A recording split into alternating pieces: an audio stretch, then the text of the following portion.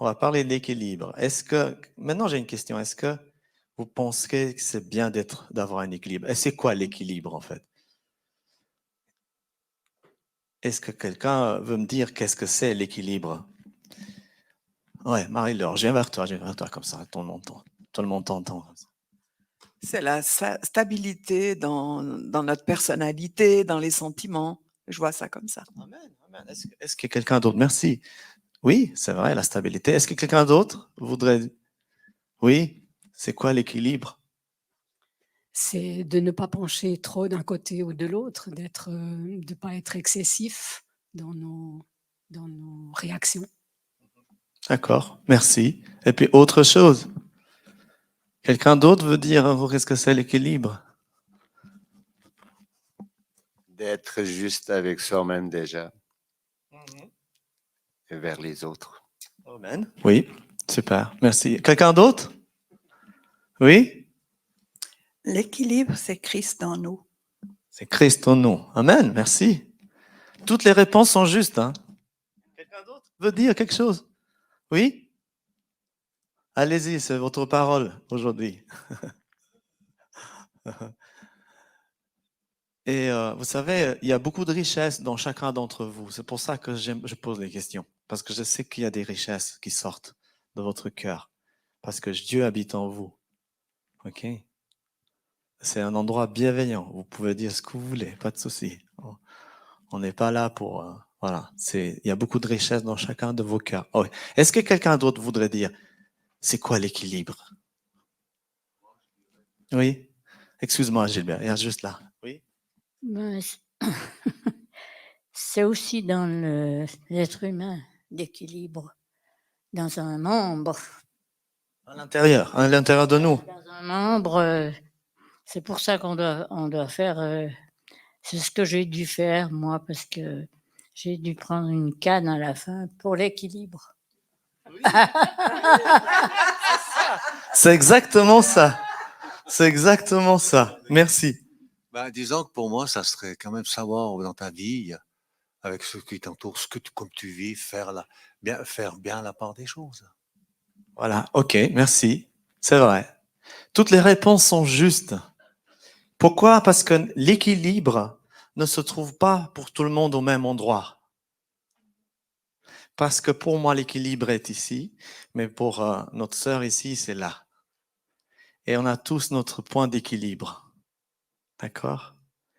Mais la Bible, qu'est-ce qu'elle dit là-dessus? Est-ce que la Bible, elle parle de ça? Parce que est-ce que c'est bien d'avoir un équilibre commun? Est-ce que c'est bien d'avoir un équilibre personnel? Oui, ça c'est vrai. Mais on a un équilibre familial.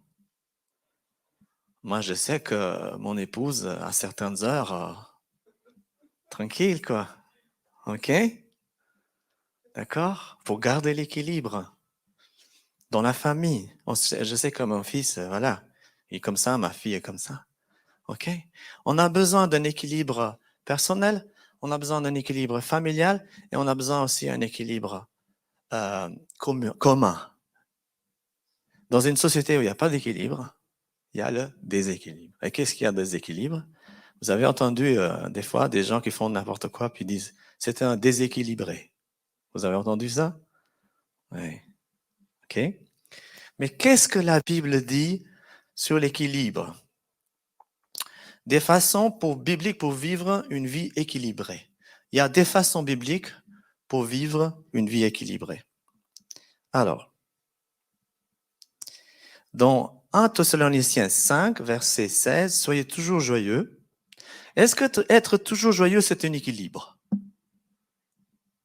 Oui? Prier sans cesse. Est-ce que prier sans cesse, c'est un équilibre?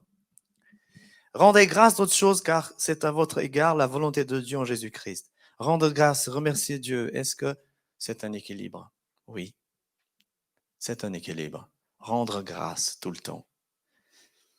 OK. Donc, la prière, qui pense que la prière nous rend plus équilibrés?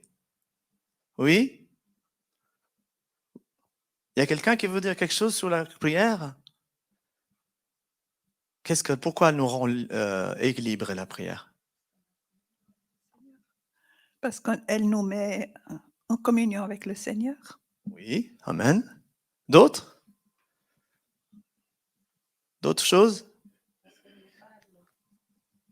Parce qu'elle nous parle à travers sa parole, elle nous conseille, elle nous guide pendant la journée. Amen, oui, tout à fait. Oui.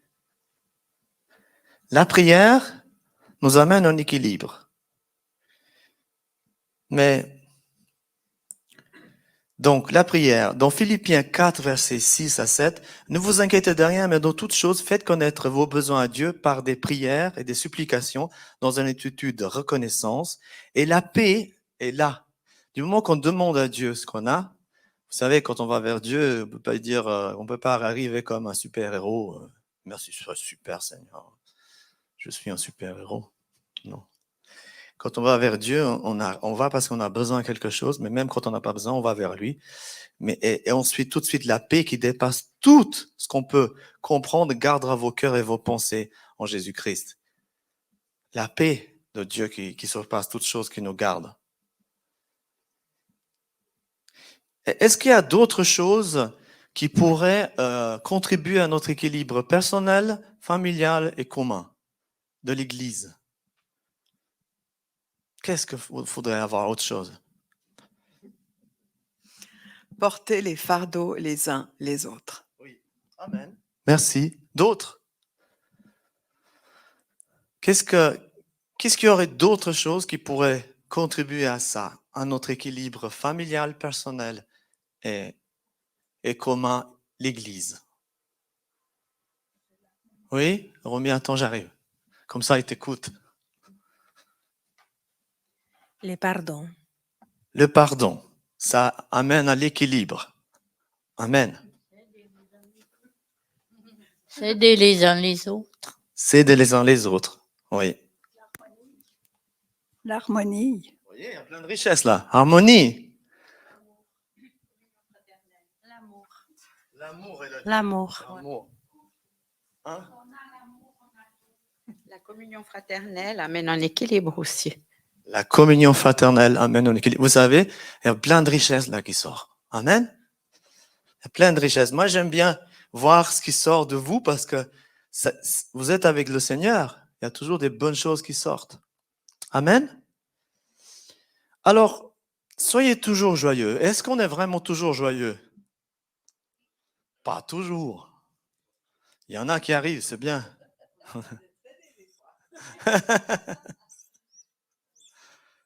Moi, je dis toujours, si tu veux être joyeux, regarde Charlie Chaplin.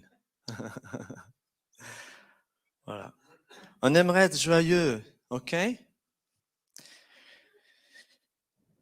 Est-ce que la joie nous aide? Est-ce que la joie nous aide à avoir un bon équilibre? Ça nous aide. Hein? Amen. Qu'est-ce que tu dis, Marie-Laure? C'est pas moi, Dieu dit que la joie, c'est le meilleur des remèdes. Amen. C'est le meilleur des remèdes, la joie. OK? Donc, qu'est-ce qu'il dit la Bible?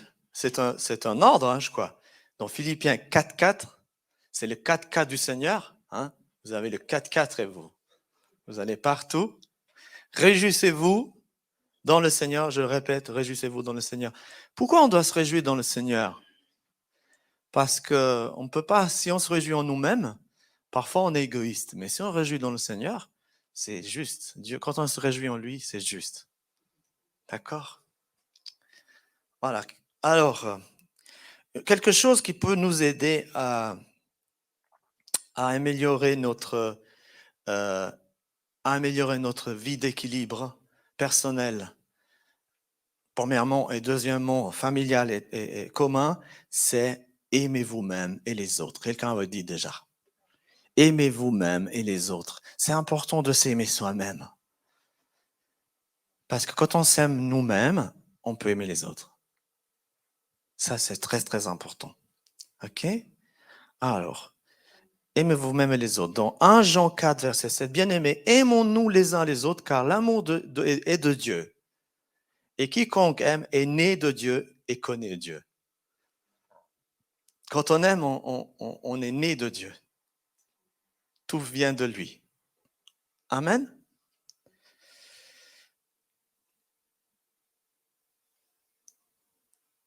Qu'est-ce qu'il y aurait d'autres choses qui pourraient aider à contribuer à notre équilibre spirituel, physique, moral? Parce qu'il y a beaucoup d'autres sortes d'équilibres. Hein. Il y a l'équilibre spirituel, il y a l'équilibre physique. Tout à l'heure, ma sœur, elle a dit, j'ai été obligé de porter une canne. Il y a l'équilibre moral, il y a l'équilibre de l'âme, de notre âme. Il faut qu'on ait un équilibre dans nos pensées. Il faut qu'il y ait un équilibre. Si on pense trop peur, trop guerre, trop ci, on finit par être dépressif. Si on pense trop maladie, tout ça, on risque de... Vous voyez, je vous raconte une histoire, ça c'est une histoire vraie. Ils ont fait une étude sur 2 chambres, ils ont mis la même plante, 2 plantes différentes, mais la même espèce de plante, et ils ont dit aux enfants pendant 30 jours, cette plante, vous allez dire des méchancetés sur elle.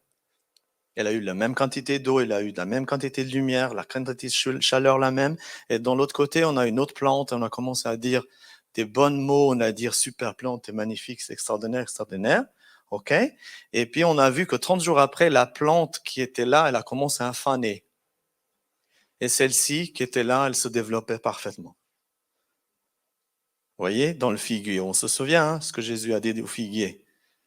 OK? Les mauvaises paroles, les mauvaises pensées quand on fait, ça nous amène à un déséquilibre mental.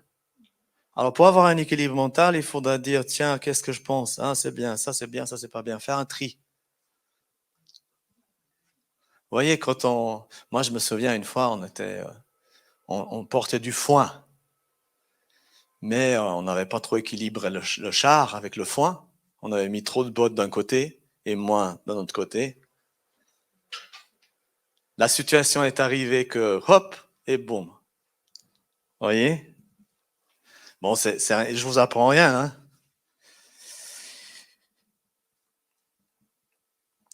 Quatrième chose, c'est chercher la paix en Jésus. C'est lui le prince de paix. Si on va chercher la paix à gauche, à droite, c'est bien, vous pouvez peut-être trouver un peu de paix. Je ne dis pas que non. Mais si on veut vraiment la paix, qui surpasse toute intelligence et toute pensée humaine, c'est la paix en Jésus-Christ. En lui, on a la paix. Parce qu'il a dit, venez à moi, vous qui êtes fatigués et chargés, je vous donnerai du repos. Cherchez la paix en Jésus-Christ. Il a dit, je vous laisse la paix. Dans Jean 14, verset 27, il a dit, je vous laisse la paix. Je vous donne ma paix. Je ne vous donne pas comme le monde donne. Parce que le monde va te donner la paix, mais en échange de quelque chose. Hein. C'est pas gratuit. OK. Que votre cœur ne se trouble pas et ne se laisse pas effrayer. Aujourd'hui, tout ce qui se passe dans le monde, on se dit, avec tous les feux et tout, on se dit, mais il faut vraiment qu'on ne se laisse pas effrayer. Est-ce qu'en attendant, vous voyez d'autres choses qui contribueront à notre équilibre? Notre équilibre mental, spirituel, physique, familial, dans notre travail, dans notre maison.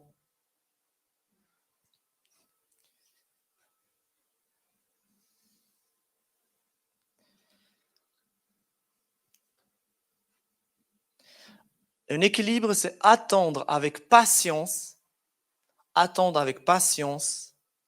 la bénédiction de Dieu. Ça, c'est un équilibre. Je sais que Dieu va me bénir. Je sais que Dieu va me bénir. Je le sais. Vous pouvez dire ce que vous voulez, mais je sais que Dieu est en train de me bénir déjà.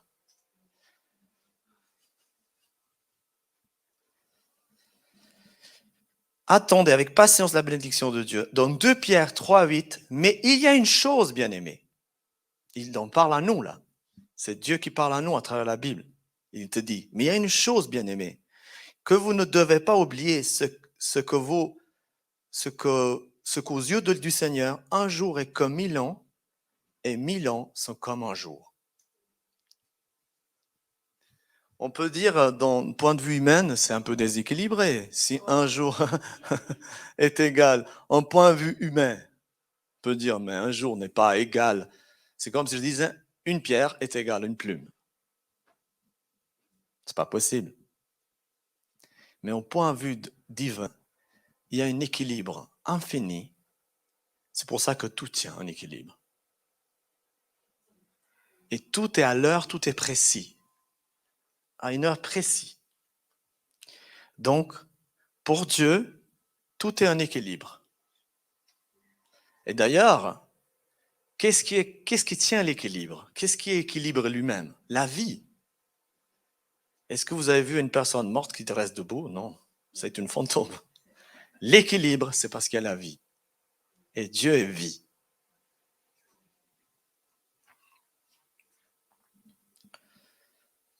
Soyons bons les uns avec les autres.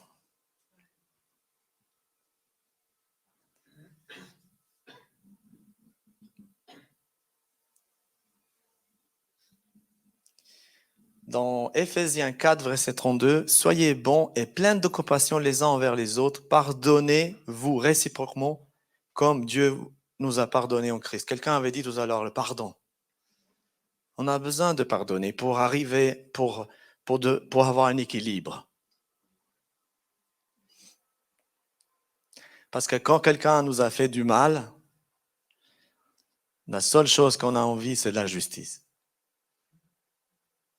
À lui, il lui donne une fraise, à moi, il me donne un concombre. Je suis pas juste. Lui, il a un salaire mieux que moi. Moi, j'ai un salaire pour le même travail, moins bien que toi.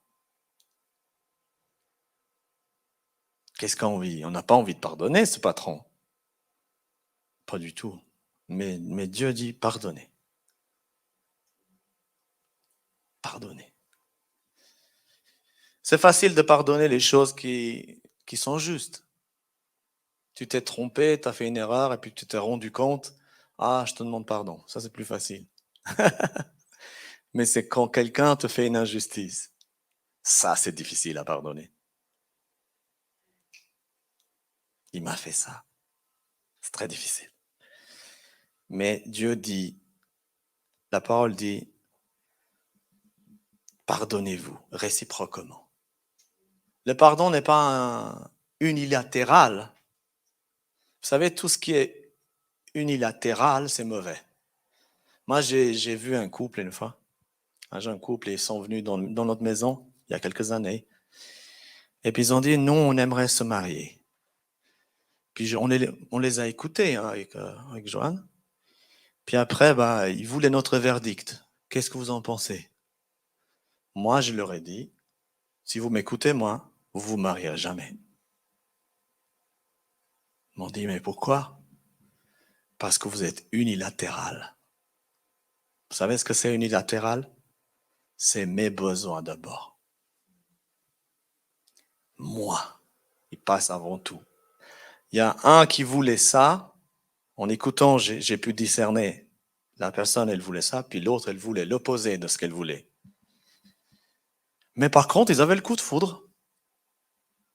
Vous savez, le coup de foudre, c'est des fantasmes. Je suis désolé, je suis un peu. Ce sont des fantasmes. Les fantasmes, Dieu ne répond pas aux fantasmes. Dieu répond à des objectifs. Si vous avez un objectif, je veux me marier avec Joanne, j'ai un objectif. Je veux créer une famille et je vais faire de sorte à ce que ses désirs soient comblés avant les miennes. Alors là, c'est l'objectif. Par contre, si j'ai des fantasmes, ça y est, j'ai trouvé la plus belle femme du monde. Et j'aimerais que cette femme me fasse le café tous les matins. Et j'aimerais que cette femme me dise bonjour, qu'elle soit douce, qu'elle soit ci, qu'elle soit... Tous les besoins viennent vers moi.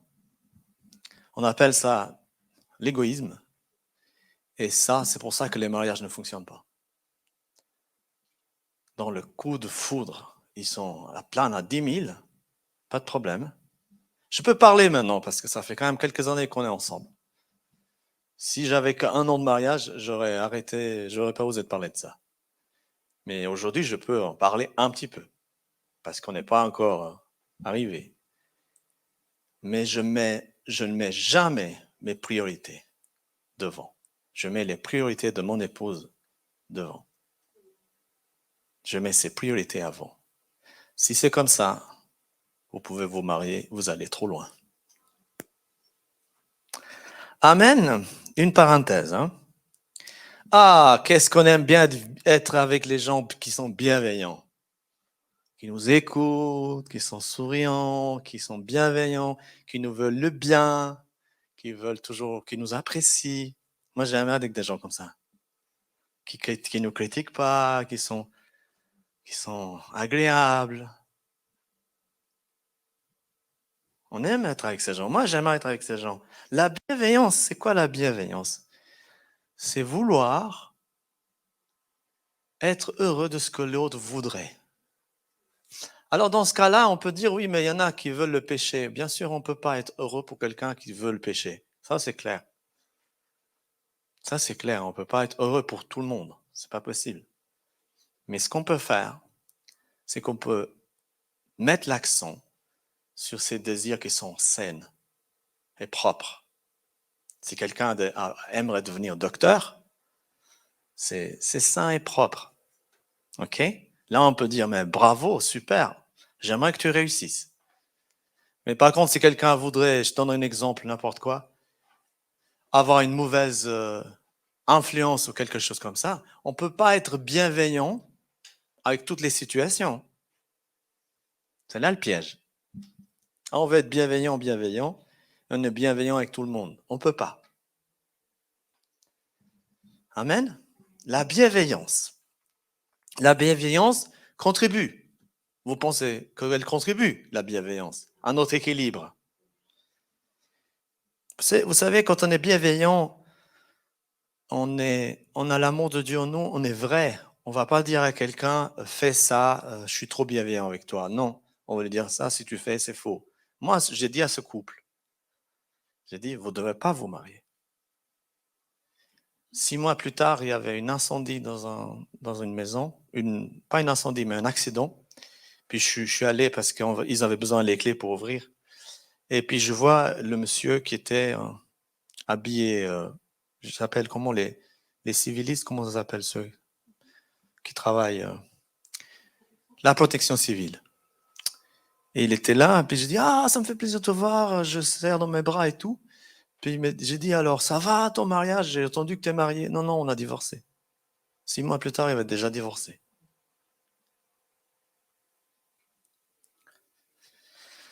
Soyez bienveillants.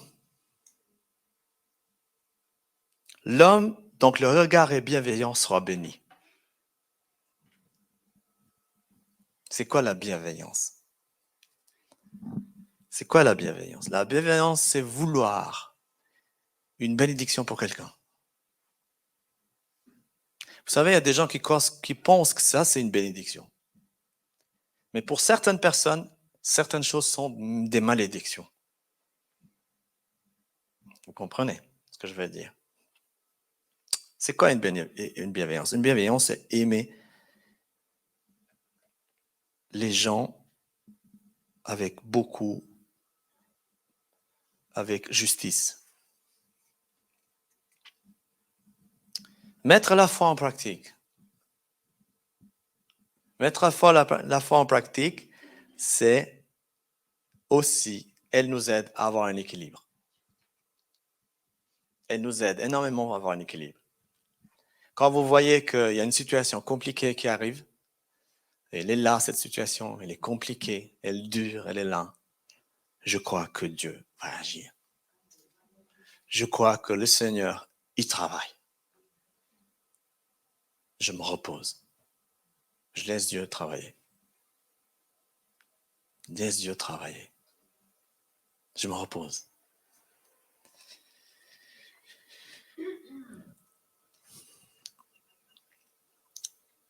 Dans Hébreux 11:6, or sans la foi, il est impossible d'être agréable à Dieu, car il faut que celui qui s'approche de Dieu croit que Dieu existe. Et qu'il récompense ceux qui le cherchent. Vous savez, ce qui fonctionne avec Dieu, c'est la foi. Je crois, ce n'est pas les fantasmes, c'est les objectifs et la foi. Quels sont les objectifs? Quel est notre objectif principal d'un chrétien? C'est d'arriver au ciel. Le chemin qui amène au ciel, c'est Jésus. Vous savez, qu'on soit bon, gentil, pas gentil, excellent, on meurt tous. Notre objectif, c'est d'arriver au ciel. Mais moi, je ne veux pas arriver au ciel ras la pâquerette.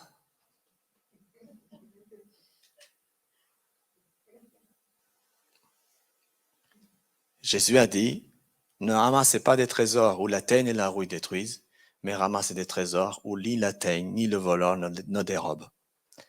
Je le dis ça souvent, mais ces trésors, il n'y en a pas ici. C'est bien d'avoir une maison, c'est bien d'avoir une voiture, c'est bien d'avoir un beau chien. Hein? C'est trop beau, c'est magnifique, c'est bien d'avoir des animaux, c'est bien d'avoir la nature, c'est bien. On vit là-dessus, c'est super. Mais notre objectif n'est pas là. Si on met l'accent trop sur les choses, c'est bien d'avoir ça. Tout ça, c'est magnifique. Mais notre objectif, c'est Jésus. C'est Christ. C'est la lumière. Je serais content de venir voir votre maison au ciel.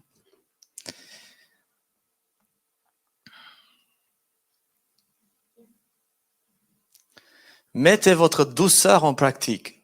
Vous savez qu'il y a quelqu'un qui n'est pas trop doux. S'il veut devenir doux, il faut mettre en pratique la douceur. Il n'y a pas d'autre choix. Si vous voulez marcher sur un fil, vous commencez à mettre le premier pied déjà. Petit à petit, vous tombez plusieurs fois, effectivement. Puis tout d'un coup, vous allez marcher sur un fil. Mais ça va prendre du temps.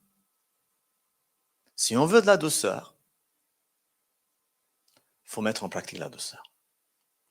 À chaque fois qu'on n'est pas dans la douceur, on dit non, je veux la douceur. Non, je veux la douceur. Non, je veux la douceur. Comment on peut? Pourquoi la douceur maintient notre équilibre? Vous savez, une fois, je me suis senti agressé par une personne. Merci Seigneur que j'avais la douceur. Il faisait 2 mètres. Hein? Qu'est-ce que je peux faire à une personne de 2 mètres et presque 1 mètre large?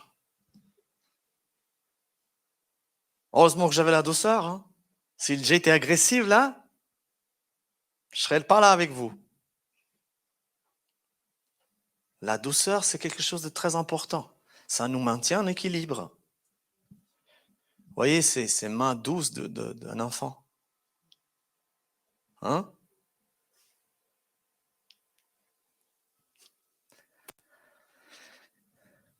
Mettez votre douceur en pratique. Proverbe 16, 24. Les paroles agréables sont un rayon du miel. Elles sont douces pour l'âme et porteuses de guérison pour le corps. C'est dans le calme et la confiance que sera votre force. Vous savez, c'est comme un tuyau qui tombe du ciel avec une bénédiction.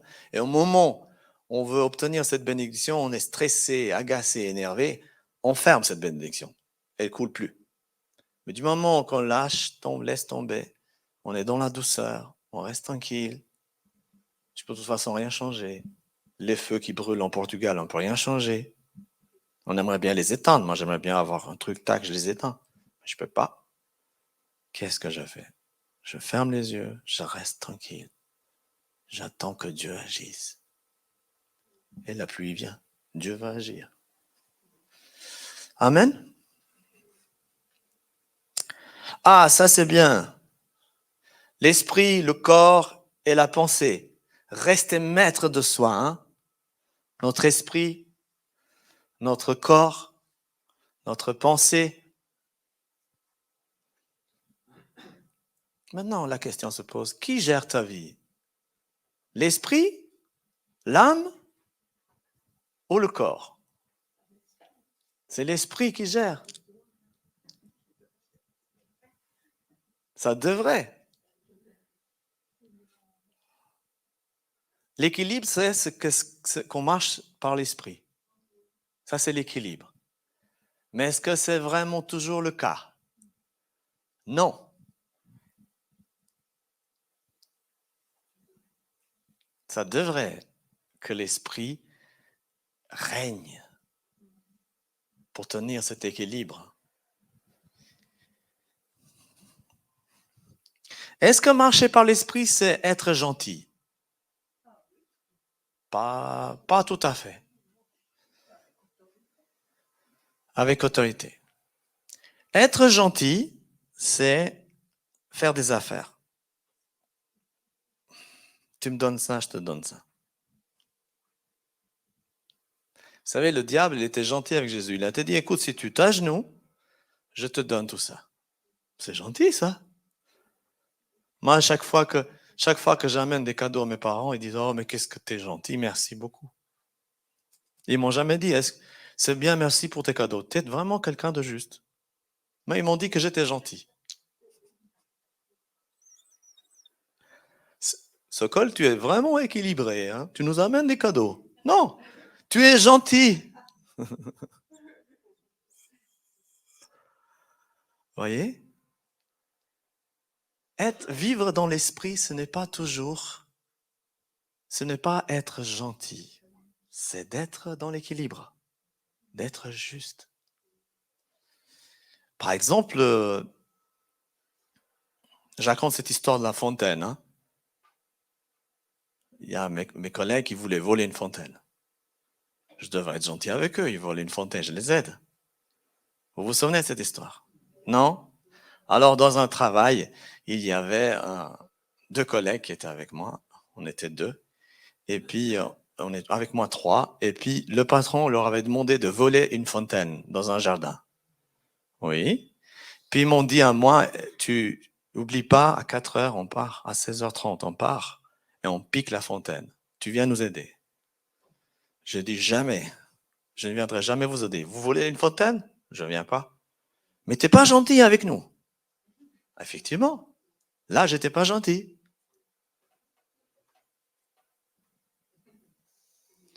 Le patron va te licencier.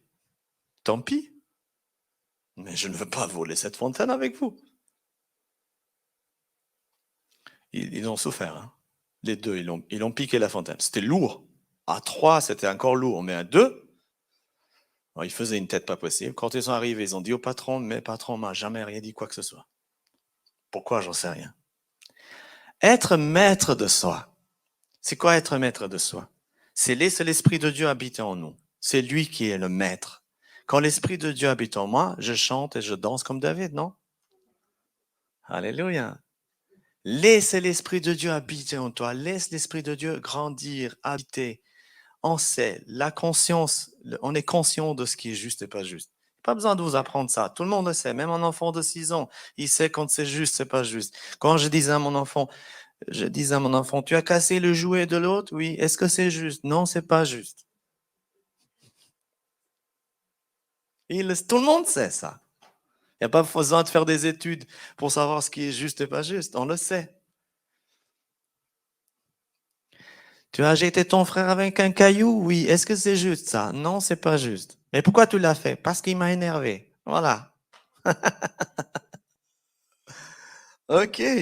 Restez maître de soi. Et la Bible est vraiment super. Hein. Dans 1 Corinthiens 9, 25, il dit « Toutes les athlètes s'imposent toutes sortes de privations. C'est juste de maigrir, c'est juste de ne pas trop manger de ça, c'est bien.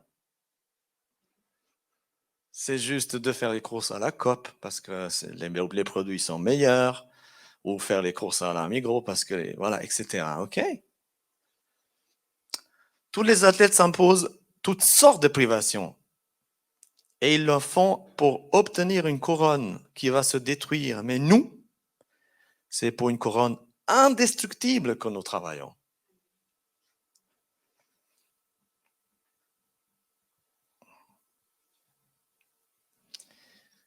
Alléluia. Est-ce qu'il y a d'autres façons d'améliorer cet équilibre? Moi, ce que je retiens, c'est vivre par l'esprit, avoir la joie, la patience, la douceur, être bienveillant.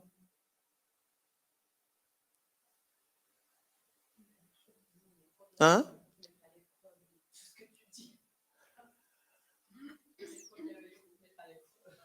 C'est ça. Il faut être mis à l'épreuve pour être bienveillant. C'est vrai? C'est vrai. On est tous dans la même école. Vous savez, je vais terminer avec ça. Il y a deux sortes de personnes sur la terre. Pas plus, que deux. Il y a ceux qui disent que les autres sont mieux que lui. Ils sont inférieurs. Ils se sentent inférieurs. Lui, il est mieux que moi. Waouh. Et ceux qui disent que lui, il est mieux que les autres.